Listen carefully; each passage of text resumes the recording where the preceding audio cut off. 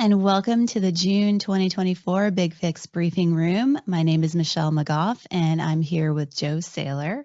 Let's go over our agenda for today. We're going to cover the Microsoft Zero Days and Criticals. We'll look at an IoT risk assessment. VS Code has some malicious extensions. Linux, sorry, you guys are going to have a tough month. We'll briefly cover CISA Kev, and then we'll take a look at a new reports preview in BigFix, and we're looking for feedback on that. So it should be a good month. Joe, why don't you take it away with the 0 days? Yeah, so starting out with Microsoft Patch Tuesday, we've got 51 total CVEs closed this month. That's a little lighter than normal. Normally we'd expect to see 60, 70, something like that. We got 281 fixlets live in the Patches for Windows site in the BigFix console today. We got one pretty nasty zero day, a couple of criticals, and one extremely big frowny face on DNS for this month.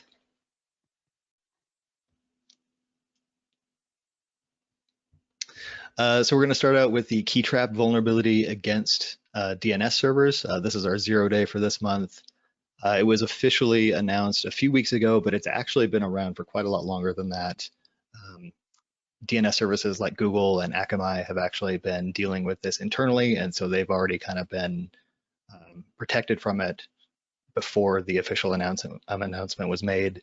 But any Microsoft service, if you have like a Server 2022 up as a DNS server, you are still vulnerable to this today, and there are some active exploits out there right now. The way this one works is there is a security cipher requirement anytime a DNS server tries to serve a translation of a name to an IP address. And that's in theory to make the communication more secure, so you're not getting a bum DNS server that's malicious and going to point you somewhere you don't want to be. The vulnerability here is that there isn't really a check against how many security suites the server tries to validate at once. So a malicious packet can tell your server to evaluate a couple of million ciphers for a single instance of a request, right? So right now, researchers have seen anywhere between, depending on the implementation, a single packet can take anywhere between 15 minutes to 15 hours to process. And so this is a really low effort kind of attack against DNS servers that an attacker could do to take your systems down. So, well, hold on. So does this create kind of like a denial of service attack, but instead of it being a network flood, it's flooding the processor of the DNS server? Yeah. So the DNS server will just be pegged on resources, won't be able to do anything. And it effectively kind of takes down anything that relies on that, right? So, you wouldn't know where google.com is. Your system would just return no address, and you would effectively be down, like your whole network would effectively be down, even though it's maybe just a couple of boxes that are being attacked. Okay. So you're saying everybody needs to close this vulnerability? Yeah, this one's super nasty. These servers are probably going to be inside your network, so at least an attacker would have to have local access to them, be inside your VPN already. But that's, not an insanely high bar to clear. And so this one should be like a really, for real, super critical thing for you to close in your environment. Yeah, credentials are for sale all over the place now, so that's probably not as hard as it used to be. Yeah. What's after this one? So we got, man, this one really hit me with like a large dose of existential dread. It kind of reminds me of the Windows 95 days when if you didn't apply Service Pack 2 and you just booted up your system, it would be instantly owned and just immediately become part of a botnet, just instantly. And that's kind of what this one is. So this is a vulnerability in the Microsoft Message Queue service. It allows remote code execution for any system that has the message queue service started. So if it's started, the user doesn't need to make any other mistake. That's it. Like an attacker gets to run whatever they want on your box. Is it started by default? No, fortunately, this is not a default application. It's a Windows component that a user or another piece of software would have to enable and install and start. So not default, thankfully, but anywhere it is turned on is just extremely vulnerable right now. Okay, so what I'm taking from that is most of our customers are probably not using this. They probably don't have it turned on, but how can they be sure? Yeah, so I mean, you can of course create an analysis in BigFix to check for the service to see if it's enabled. Your network team can also scan for open listeners on TCP 1801. That's the port that message queuing listens on. So anywhere that's open, you definitely have message queue turned on. Okay, perfect. Great advice, Joe. What's next?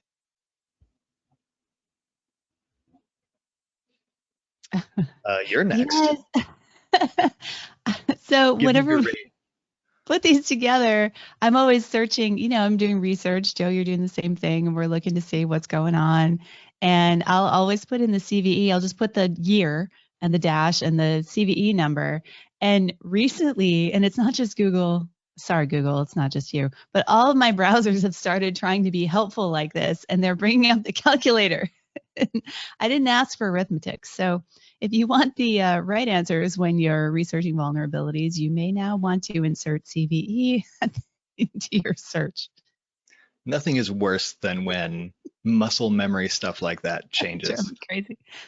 I still to this day, I still to this day will type something into the search bar in just a Windows box and end up clicking on an Internet Explorer link instead of, MS Control Panel.msc or something like that. It's hard to break that habit.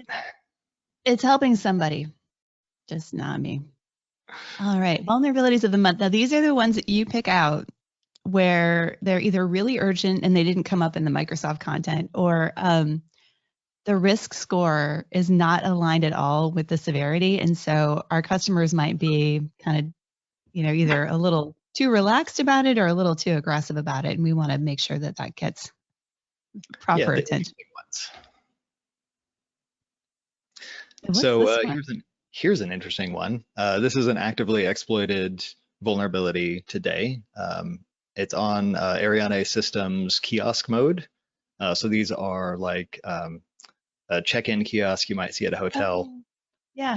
Not a ton of them out there. There's, maybe 3,000. There's more than a few, right? This is something that you might actually touch if you went and traveled and just checked into a hotel.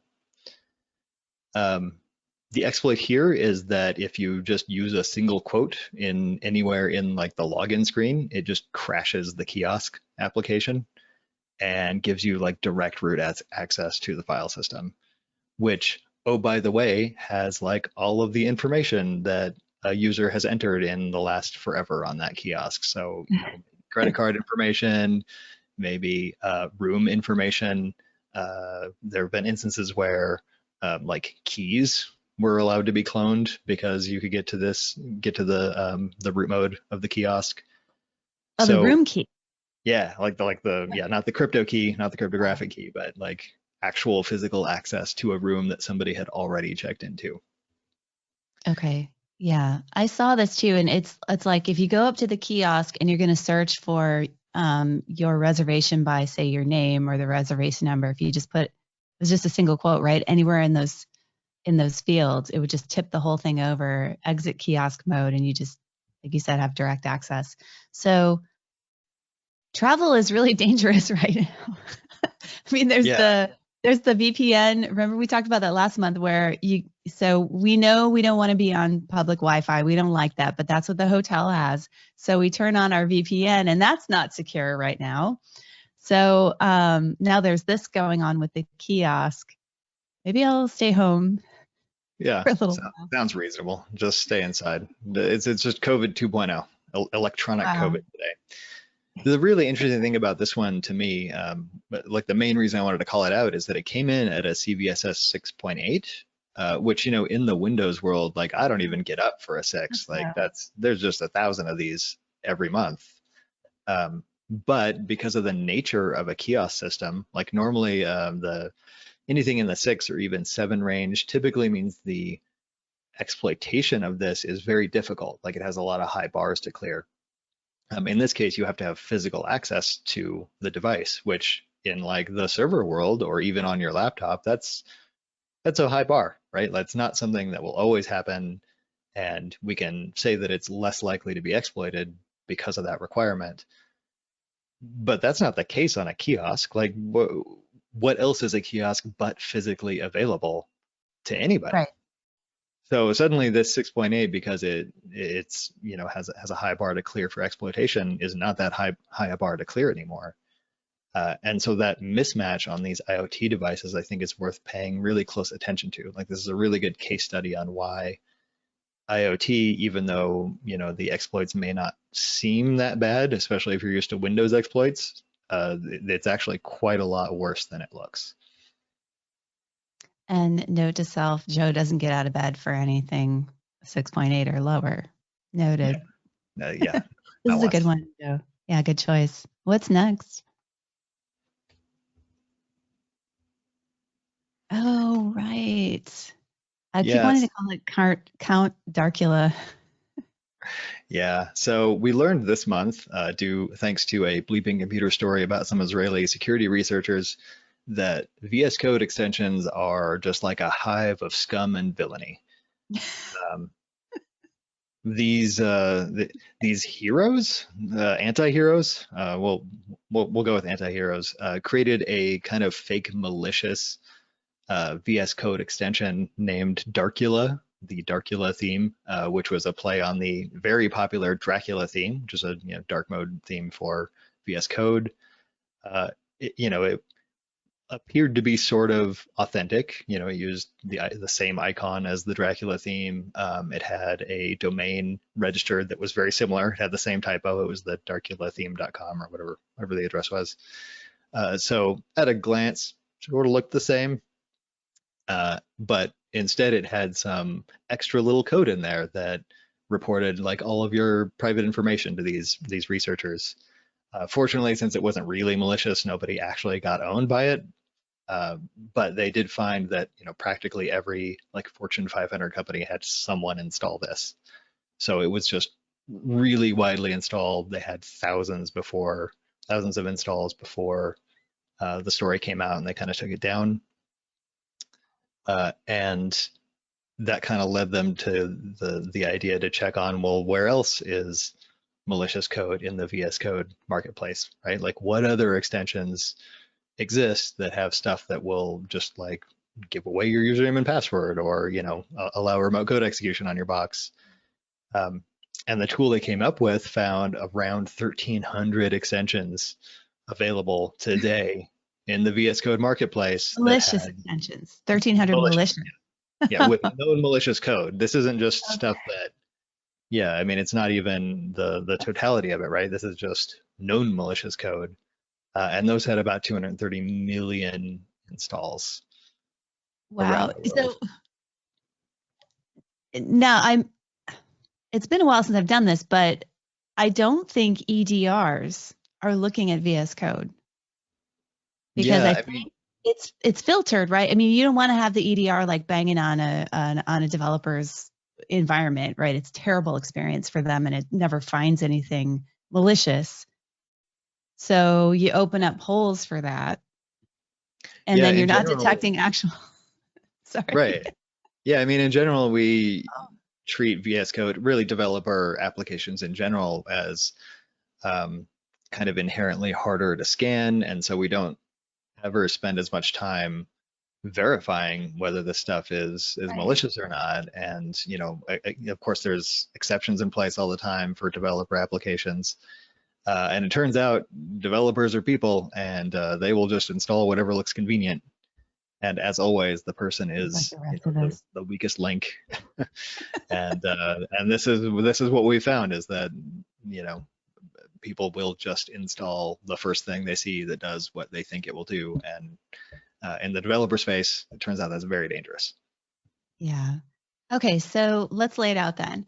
So, most of our customers have some code that's internal, whether they're selling that B2B or B2C, or they're just using it for their internal stuff. So they have developers, they have engineers, like all of our customers. And they're likely not scanning these environments with EDR because you don't do that, right? I mean, you don't. So How are they going to find this? Yeah, I mean it's tough right now. I expect as a result of this story that we're going to see tighter controls around Yeah. extensions and developer tools.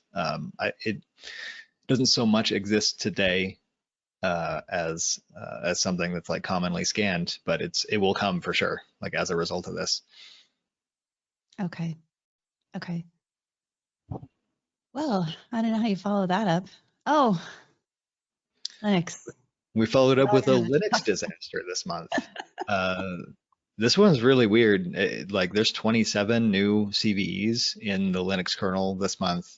I don't know what like security researchers triggered all of this. Maybe someone just decided, this was the month we were going to look at Linux for the year and then Yeah, right.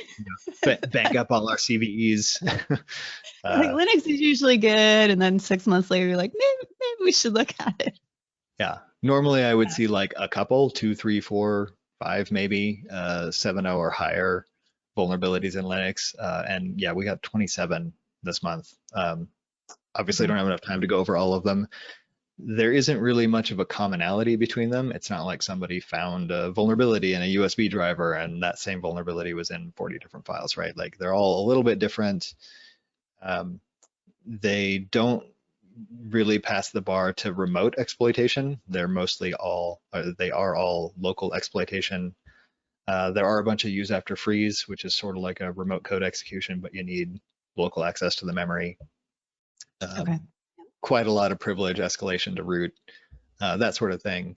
And again, it's all local attack vectors. Okay. All So right. Sorry, Linux folks, but you had a good 6 months there. yeah, you get to feel like Windows for a month. Yeah. Sorry. A little bit. Yeah. All right. What is next? Oh, it's just a Kev. Yeah. Eight editions, not a bad month. I see you've got one highlighted here for Checkpoint. Yeah, so for our known exploited vulnerabilities list here, not a heavy number. I did want to point out that the checkpoint vulnerabilities that was discovered a week or two ago is a really good reason to follow this list. It's again things that have been known to be exploited in the wild, so it gives you a good sense of priority. And this one in particular is pretty heavy. It's an exploit on some VPN service from Checkpoint.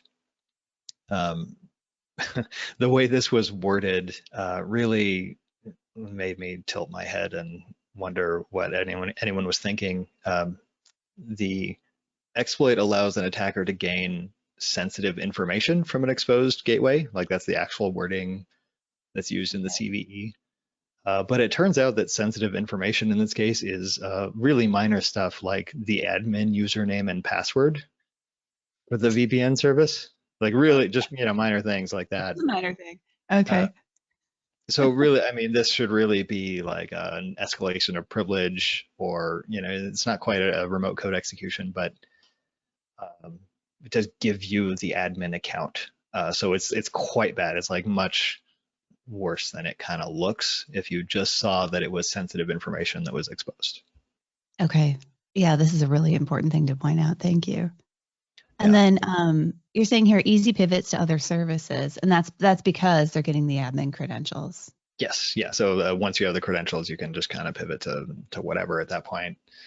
One interesting thing that I saw about this exploit is that we know from network scanning utilities that there are right now about 780 unique addresses trying to exploit this on the internet today, just like right this second. They're just trawling the internet looking for this thing. And so, if you found out about this through me, sorry, your network is done. But if you had been watching the Kev list, you would have seen this immediately, like right when the government caught wind of this was posted, and then you would have been able to take action on it right away. So a lot of value in the Kev list. Pay attention to it. It's a great thing. Thanks, Joe. Well, what's coming next? Oh, I saw this preview, so I'm glad you chose to put this. We just had an event in Los Angeles, and I saw this demoed. and it looks awesome. Yeah, we are working on improving the web reports UI is essentially what this is. So the BigFix reports preview is now open. If you were on 11.02, you can go enable this today. It isn't like GA code. It's not complete. There are buttons that don't work in it. So like, don't panic when you take a look at it. We are actively seeking feedback on what you want to see in here. You know, what the new features do for you, what old features you need back that aren't currently there, that sort of thing. One thing that really excited me is that there's dark mode now. It's just, it's unbelievable how happy this has made me. Like I Okay, no tell us longer what's have to working. use sketchy browser extensions to give myself dark mode in all of my applications. It brings a tear to my eye. It's fantastic. I thought I saw you had an image. Did you include one? Yeah. Yeah, so Um, here's what it looks like. We have a new concept called playlists in BigFix reports. So this is something we're definitely seeking feedback on. Playlists are essentially just a set of widgets, set of visualizations.